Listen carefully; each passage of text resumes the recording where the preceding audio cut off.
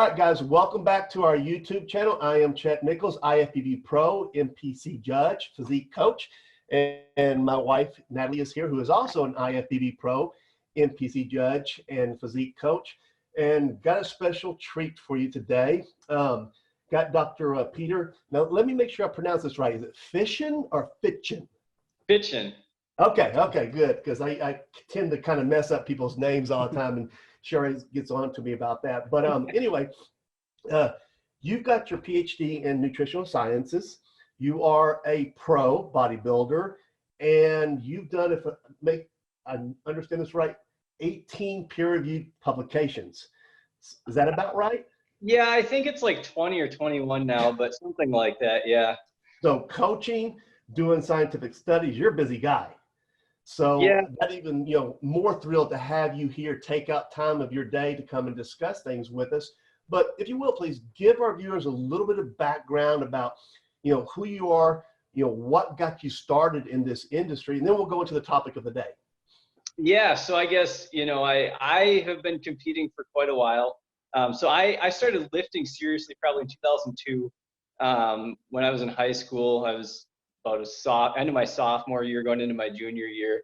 And there were some local guys at my gym that were into competing. So I kind of got hooked up with them, did my first prep in 2004, did everything pretty much the wrong way because that's what everyone did at that point.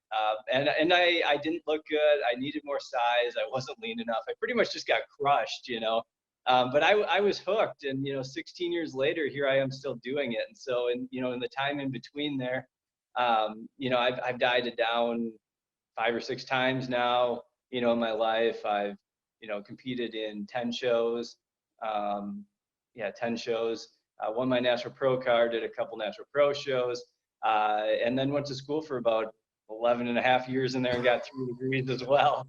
And then and as I was getting into grad school, I started coaching more and more people. And by the time I was done with grad school, it was a full-time job. And so I've been coaching full-time for over 4.5 years now. So going on 5 years full-time, but I mean, I've been coaching longer than that.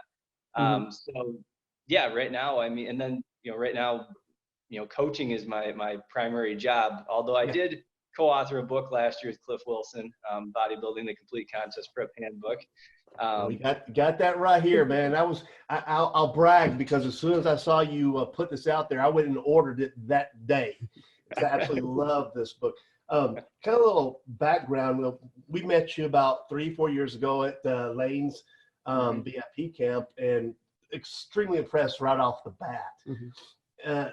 One of the things I admire about you is you know how to take your time between shows to make sure you deliver the best physique possible, and you encourage your athletes to do the same, right?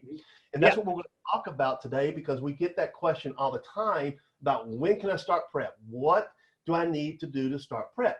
So we're going to take our coaching hats off and talk more from a judging perspective, because we have these discussions all the time, and then kind of get your take on it, how you advise your clients, what you tell them to do, because you're obviously very good at what you do, a lot of success.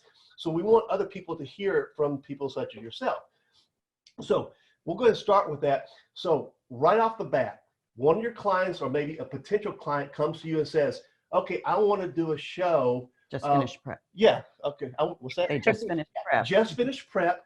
But now I'm already looking at doing my next show. What's the first thing you're going to say to them? That they're going to probably need to take more time, between, before they prep again. Because if you look at some of the data, there's more data in the last few years that have come out in terms of, peer-reviewed case studies on competitors, where they're measuring a bunch of different variables. And typically you see it takes about 4 to 6 months for hormones, metabolic rate, things like that to come back to normal. And so that would be like the minimum amount of time before you start dieting again. That doesn't mean you're going to be better the next time around. That's just like the minimum to be able to do it again and start with, start from a good place. Right. If you want to get better the next time you step on stage, I would argue the prime time to get better is going to be that time between getting back to normal and then the start of your next prep. And so that is the stretch, where you're really making the improvements. So immediately turning around and dieting again isn't going to get you there. If the goal is improvement, it's just going to pretty much get you back to the same place. Yeah. So we see, as judges, we see people getting on stage and they look the same season after season after season. And of course, being good competitors, they come to the judging table and they ask what they can do to improve. Well, if you've got to grow, you can't do that right now and start prep again in a month. You know, you've got to take some time to do it, which is fine for people that just want to get up there and use the stage as a motivating factor to stay in shape. That's one thing. That's not going to help them improve in the sport, especially if you've got somebody that wants to go pro, wants to one day be on the Olympia stage. They're going to have to take the time. So everybody listening, please heed these words. It's an expensive sport. You're doing damage to your body. Do it right.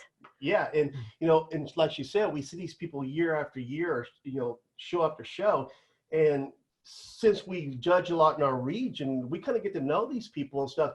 And it's heartbreaking when we see them come off the stage and like, you know, I took 6 months to work, but nothing's happening. And it's, I mean, we kind of think of ourselves as almost parents to these people, because most of the people on stage are, you know, young enough to be our kids. And so we try to give them that feedback. And I think a lot of times I kind of put this on the coaches sometimes, because they don't take the time to explain things to them. Unfortunately, there are coaches out there who just want to put a whole bunch of people on stage, right? Yeah, and that's what I was going to say. You know, it's not a good thing. You need somebody to be honest. You know, you as a coach, you know, we're not here to sugarcoat things. And I would rather give somebody bad news, you know, saying, hey, look, you're not ready right now. We need to take more time, than them find out when they step off stage, when their friends and families are there and they're just like, man, distraught, just like, oh my gosh, what happened here? So when you do say take more time, do you have any guidelines you kind of typically have to follow? I mean, everybody's different, but you probably have some sort of standard you start with. Yeah, I mean, I try to, you know, for most people, when they come out of a show, I try to stay pretty firm in a no cutting for 6 months at least rule. I mean, even, you know, whether that be mini cut or you know, starting a prep or whatever. I mean, it would have to be some sort of like extenuating circumstance where like they qualified for something in the spring that's only good for the fall or something like that. But if we were to do a situation like that, which I've had a few clients, you know, where that's been the thing that's come up over the years, in that type of situation, we have the conversation that, so for example, it's 2020 this year. So say someone qualifies, you know, competes spring 2020, they qualify for something that's only good for a year. They, you know, that show is in the fall of 2020. We have the conversation going in, okay, we're going to take, you know, less time, but you need to take all of 2020 or 2021 off then.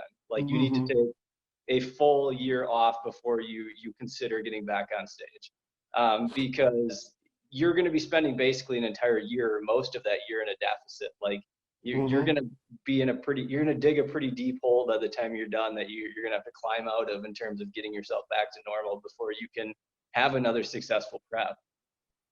And when you have clients who are like, okay, so I want to do the show anyway, and you go down that route, you've explained everything to them, they make that decision, and you have a quicker turnaround for a prep.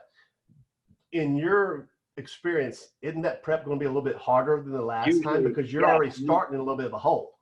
Yeah, usually it is. Yeah, you're going to, typically you find they have to push harder to get just back to the same spot than they did before. Because I mean, if you think about it, if you look at like this case studies, you know, people are coming off prep, you know, hormones, metabolic rate, if they start gaining weight back within a month or two after a show, you're moving in the right direction, but it's not 100% normal yet. Like you need a few more months yet to get back to 100% normal. And so, yeah, you might be a month or two after your show, things might be moving in the right direction. You might be starting to feel a little better, but you know, you might only be starting at 70, 80% of, you know what I mean, what you could be, you know. And your body doesn't feel normal yet either. It takes a long time to where you finally feel back to your full self.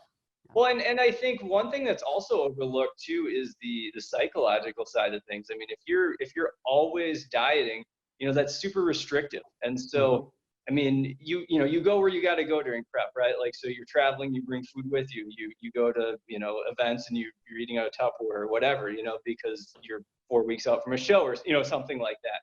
But that isn't like a long-term sustainable thing people can actually do. Like, you do it short-term during prep, but because you got to do what you got to do to get to the extremes that you have to be at. But, if you're doing that all the time, a lot of times what you start seeing is that people are dieting, it gets harder and harder and harder for them to mentally go where they need to go in order to get stage lean. And so I think there's a lot of benefit to the time, the off season, not that your off season should be a free for all, but just having more flexibility. So, okay, like, enjoying Christmas dinner with your family rather than eating out of a Tupperware because you have a show in a couple months, or, you know what I mean? Or something like that. Yeah. You're living. Yeah. And more, then that's where the general guideline of more time not dieting for shows than dieting for shows is a good idea. If you look at the course of your entire competitive career, so you do this for, 20 years or something like that, 30 years, however long you do it. And if you look at it, you should be spending more time not dieting for shows during that time than dieting for them. I mean, obviously for physiological reasons, building muscle and improving, but also psychological reasons. You should have that balance, because it's you see people burn out pretty quickly, and I always feel like I'm like the old guy when I start talking about this, but I mean, my first show was almost 16 years ago. And there are so many people I've seen come and go in the last 16 years that have far more potential than I ever have in the sport, but they burn out. Yeah, they just burn out, exactly, because they just keep competing, like they never stop. Well, you kind of hit the nail on the head there when you said sustainable, because in my view, the less time you're in a sustainable environment, food, energy, life in general, the harder it's going to be. I mean, you need to be more in a sustainable frame of mind, nutrition, health, physiological, psychological, all those type of things before you can even start thinking about it. Because again, burnout happens, it occurs, it's a real thing. And that can be devastating, like you said, somebody who has a lot of potential, but they don't reach it because that kind of happens. There's like a downward spiral, and it's really, really frustrating. I think you take 2 to 3 years in between shows, somewhere around there typically, right? Yeah, I've always done about 2 to 4. Early in my competitive career was closer to 2, and then as I've gotten older, closer to 4. But life I was 2 when I was younger, but then life started happening. Grad school, I moved to a different state multiple times, getting married, buying a house. You know what I mean? Like my coaching, coaching is my full-time job. So as fun as competing is, I still need to worry about scheduling my shows around coaching. Like I don't. Be tough. Yeah, I mean, because I don't want to be the coach who has half a dozen clients doing the show, same show as them, and ignoring them, or like, hey, I'm competing today, but I have like 8 other clients competing other places around the country. I'm going to ignore them. Like I don't want that. And I also, if at all possible, don't want to be dragging ass at shows when I like half a dozen clients and you run around like a chicken with your head cut off, on show day. And so, I think, part of it too is competing's great. I hope to keep competing. I'm in my mid 30s. I hope I got another 20 years or more of this yet, in me. But that's the plan, anyways. But we have other obligations. It's not, nobody makes a living just competing. It's a hobby. It costs a lot. Like you said, it costs a lot of money. It's an expensive thing to do. It's a lot of fun, and I thoroughly enjoy it. But there are other things in life than always stepping on stage. Yeah, and I think that people forget that you really do have to have a good support system, and all the stresses physically and mentally and emotionally that you have competing, that can take its toll on relationships around you, and then your home life is spiraling out of control, and you're not going to be a very good competitor if you're trying to put out fires all over the place and also get my macros in. Yeah. And also get to the gym while my husband's not speaking to me, or my kids are, estranged right now because I'm putting all my efforts into competing. So you have to build in life around it too. Yeah. And that takes time as well. That long off season. you know, when I won my pro card, I took 2 years off before my pro debut. And it's going to be another 3 years before I hit the stage again, too. And she just won her pro card this year. She's taking 2 years off, you know, because, again, we don't want to just go on the stage, just like you or your clients, and just do a little bit better. Because anytime you go to a next level, you got to have significant improvements, right? I mean, we have to see those significant improvements to be able to, you know, judge against everybody else. And if they're not there, you're not going to place well. So that goes back into that length of time. Also, I know that you believe in doing like diet breaks, and when you can do testing peak week protocols. Well, if you're turning around in 6 months to compete again, you don't have time for that. And when you don't have time for that, then if something happens like an injury or death in the family, or things, you know, we were just talking about, that sets you back, and now you're playing catch up, and you're, well, more cardio, more reduction in macros. And the more you do that, you know, the less predictable things can come and things can spiral out of control, right? Would you agree with that? Yeah, I completely agree. I mean, if we're talking like prep length, I mean, I think that's probably one of the biggest mistakes people make. 12 weeks, 16 yeah, weeks. 12 weeks, 16 weeks, that's the standard, right? Yep. You know, and my first prep was 12 weeks because that's what everyone did, you know. But no, I think giving yourself more time to be able to diet slowly, I mean, that's the biggest thing most people can do to probably place better at their show, because the reason most people don't place well is they're not lean enough. And so exactly, yes. Yeah. Giving yourself more time, you know, there's so many benefits to having time during prep. You know, you can get leaner, you can diet slower, which means you're going to hold on to more muscle. You're also going to be able to eat more food, do a little less cardio, because your rate of loss is going to be slower. You don't need as large of a deficit. You have time for, like you said, things like diet breaks, refeeds. You can be ready early so that you can test out peaking protocols, maybe reverse diet into your show, which is a great place to be. Yes, absolutely. And then just, the overall stress life stuff. Like you have time when stuff like that comes up, because, you know, things inevitably happen. You know, I know you mentioned death in the family, you mentioned injury. I had clients successfully step on stage last year who had both those things happen during you know, the preps, and, you know, among other things. And you know, if you have extra weeks kind of built in because you assume things are going to happen, when they do, you don't fall behind, you know. And it's so much easier to slow things down than it is to speed things up. You can always take a diet break. You can always pick an earlier show. You know, that's a lot easier scenario than falling behind and having to lose 3 pounds a week for the last month or something like that, and go to extremes and then look terrible on stage. Yeah. Can we go a little bit more in depth on something that you kind of alluded to there with reversing into the show?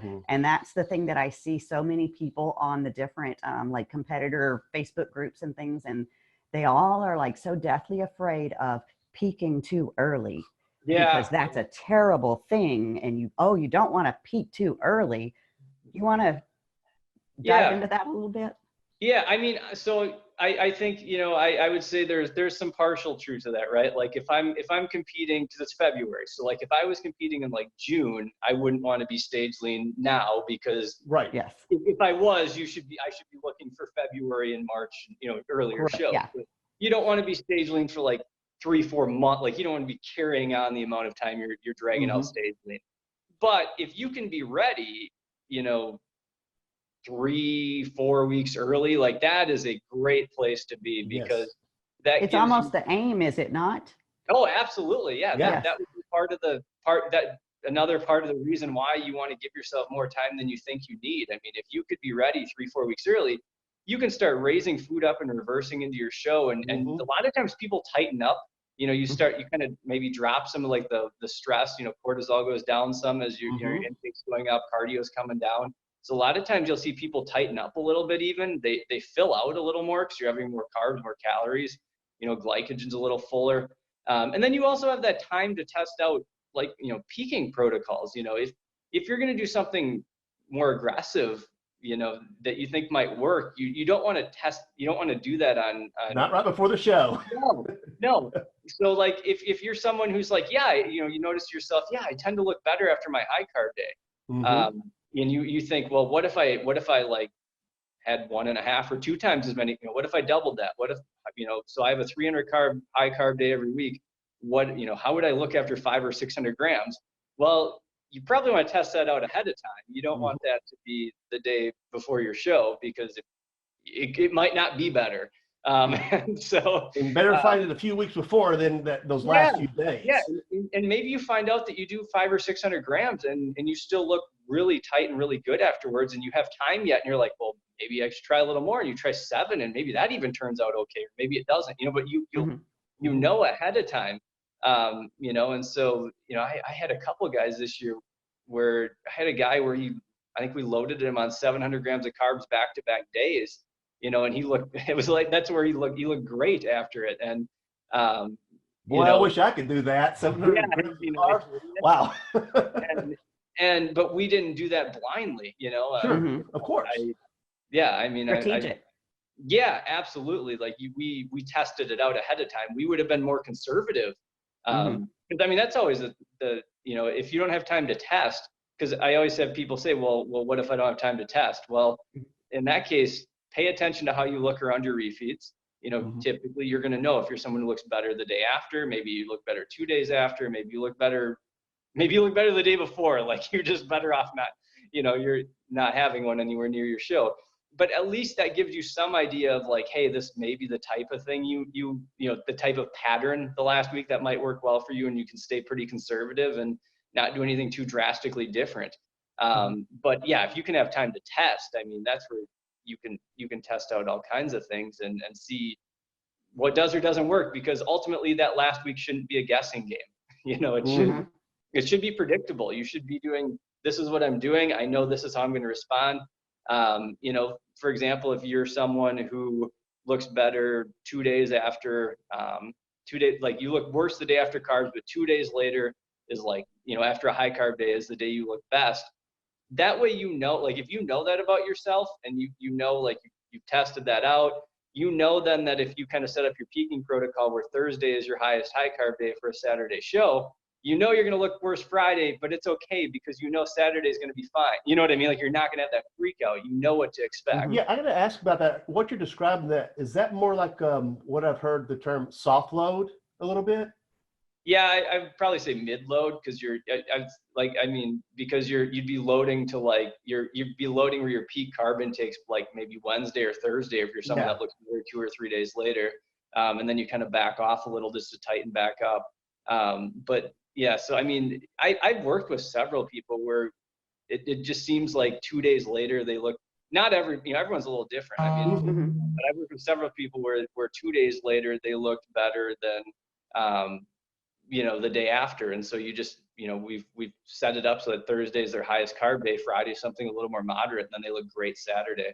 But there are people who look worse after high days for like several days. I had a guy last spring, man, he won a natural pro card, looked really good, best he'd ever looked. But we'd give him just like like not even a large load, like 200, 250 grams of carbs, not anything crazy. And he would look watery for a good like 4 days afterwards. Wow. So, yeah, so for someone like that, we didn't even like carb load the last week. We gave him his last high day on like Sunday, you know, or something like that, and just ran straight low days into a show. He didn't he's someone that doesn't flatten out. You know, some people I would be a flat stringy mess if I tried something like that. But same. I need a lot of carbs to stay full. But you know, he looked great. Won a pro card, wasn't flat. It was all, you know, great. You know, yeah, I mean, everyone's just definitely different. I just think back, you know, I had a show a few years ago where I had a bikini pro and a men's amateur bodybuilder who was 190 pounds on stage. And the bikini pro had more carbs the day before the show than the bodybuilder, and they both won. So there's never one size that fits all for anybody. No. Yeah, and so that points me to a red flag, that if your prep and your peak week protocol is given to you at the beginning, of your prep cycle from someone, that's a big warning sign, because they have not taken the time to study your unique metabolism, the way that your body responds, and all of these things. So nothing cookie cutter is going to get you your best physique on stage. And that's something that people watching need to keep in mind. Yeah, I would agree. Why you want somebody to really study you.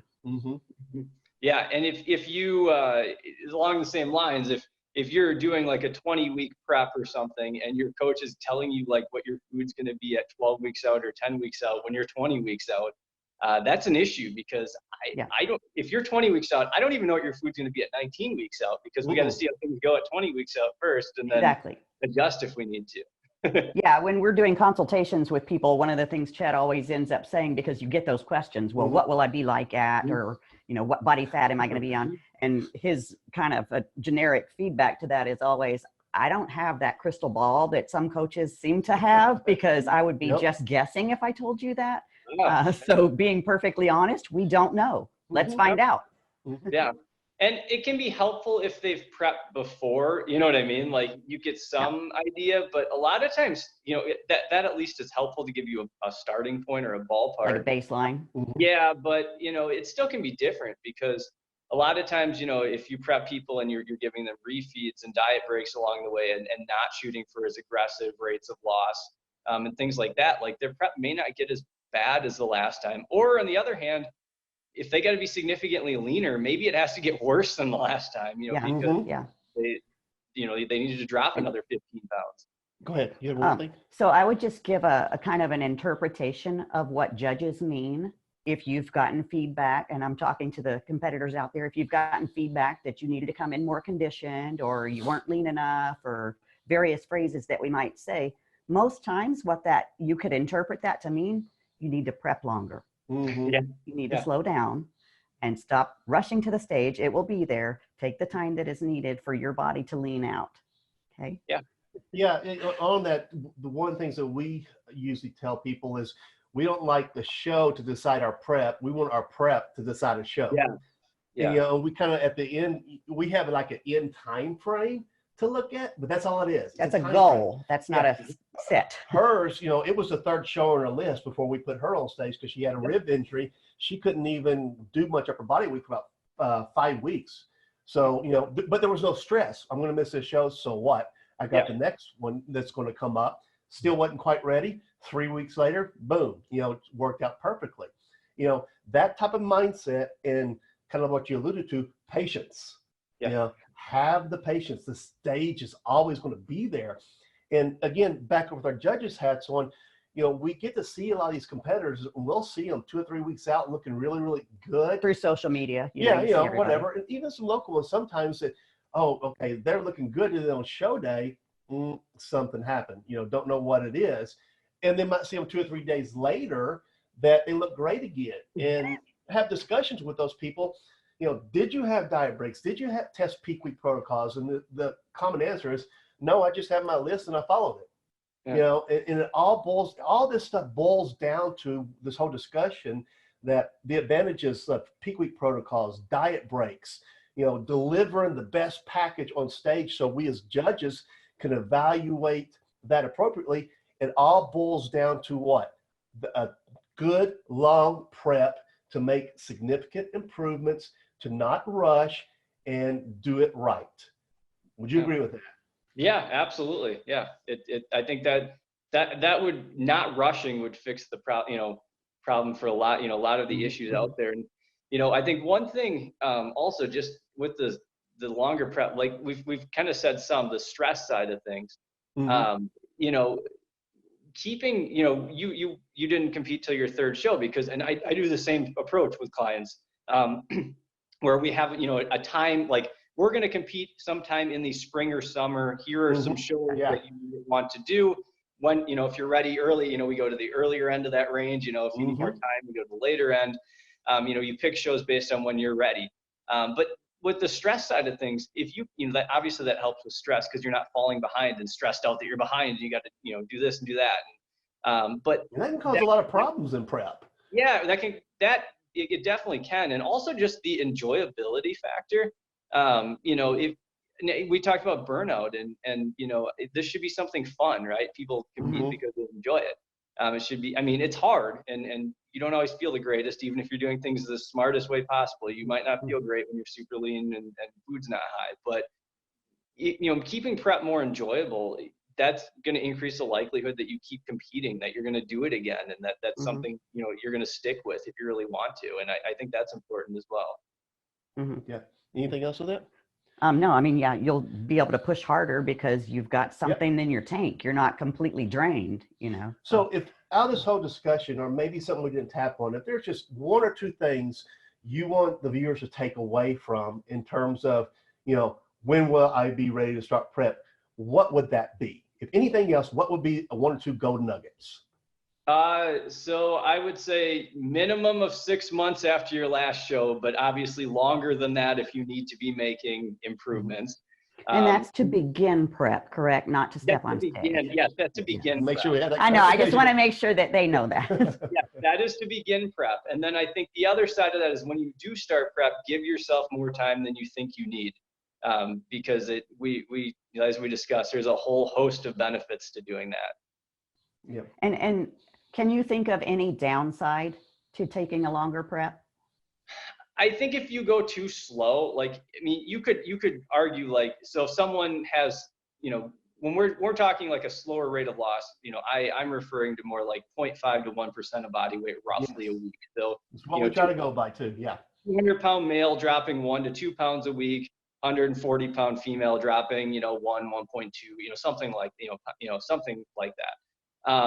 I think if you start going below that 0.5% a week, you know, and you're really, really, really going slow, you know, at some point you're spending so much time in a deficit. Like, how long is that off season going to have to be to spend more time out of it? And are you getting any added benefit dieting at 0.2%, say, of body weight a week versus like 0.6? You know, I don't know. So I think at some point there might be a too slow, like, you know, I think you want to keep prep moving. But I think that having the extra weeks to have the diet breaks and be able to do the refeed days and test peaks and be ready early and keep stress low and get lean enough and all of that. I mean, I would still aim for longer. It's just so much easier. I can think of so many easier ways to slow things down or pick earlier shows, or, you know, than to try to crash and speed things up at the end. Good deal. All right. Well, I think that's all we have today on this topic. Again, I want to encourage people to go get the book. I don't know if you can see it here. It is by Peter Fitschen, and he co-authored it with Cliff Wilson. These guys know their business. I mean, they've got over, you know, what, 100 plus pro cards, 9 world champions between you guys, and just really fabulous work you've done and a lot of experience. Again, it's called the Complete Contest Prep Handbook. I encourage everybody to get it. Peter, I can't thank you enough, man, for joining us today. I know the viewers are going to get a lot out of this. If anybody wants to contact you specifically, how would they do that? Yeah, so you can email me, fitbodyphysique@gmail.com. I'm on Instagram at fitbodyphysique. I'm on Facebook.